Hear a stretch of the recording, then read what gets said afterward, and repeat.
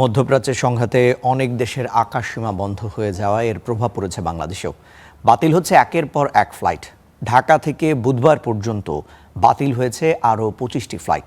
এ নিয়ে হযরত শাহজালাল আন্তর্জাতিক বিমানবন্দর থেকে ১৭৩টি ফ্লাইট বাতিল হয়েছে বলে জানিয়েছে কর্তৃপক্ষ। দিশেহারা মোহাম্মদ হারুন ঢাকার বিমানবন্দরে এসে মাত্রই জানতে পারলেন তার ফ্লাইটটি মঙ্গলবার রাতেই বাতিল করা হয়েছে।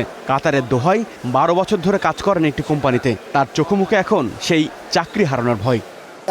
বলতেছে যে আজকে কাতারে কোনো ফ্লাইট যাব না। তাহলে কবে যাবে বা কি করবেন এখন? কবে যাবে এটা কোনো সিদ্ধান্ত দেয় না। আজকে কি কালকে কয়দিন পরে এটার কোনো সিদ্ধান্ত দিতেছে না তারা। ভিসা ধরুন ক্যান্সেল হয়ে যাবো।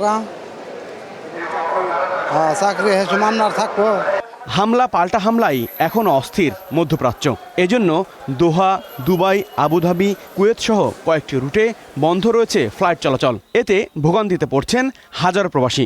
আমার তো ফ্লাইট আছে দামামে, বলছে যদি আড়াইটার সময় দেখা করি, যদি রিয়াদে যদি যাই তাহলে রিয়াদে করবো। হ্যাঁ, কোনো সমস্যা নেই। হ্যাঁ, যদি আঁকা মানা থাকে সমস্যা হয়। আর এখন বর্তমানে সমস্যা হচ্ছে বলে দেয়া।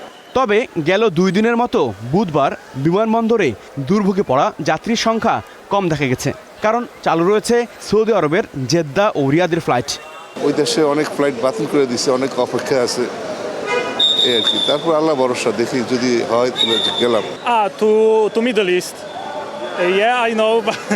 সময় যত গড়াচ্ছে পরিবর্তন হচ্ছে ফ্লাইটের শিডিউল। তাই বিমানবন্দরে আসার আগে 13636 এই হটলাইন নম্বরে কল দেওয়ার অনুরোধ করেছে বিমানবন্দর কর্তৃপক্ষ। হাবিবুর রহমান অফি, স্টার নিউজ, ঢাকা।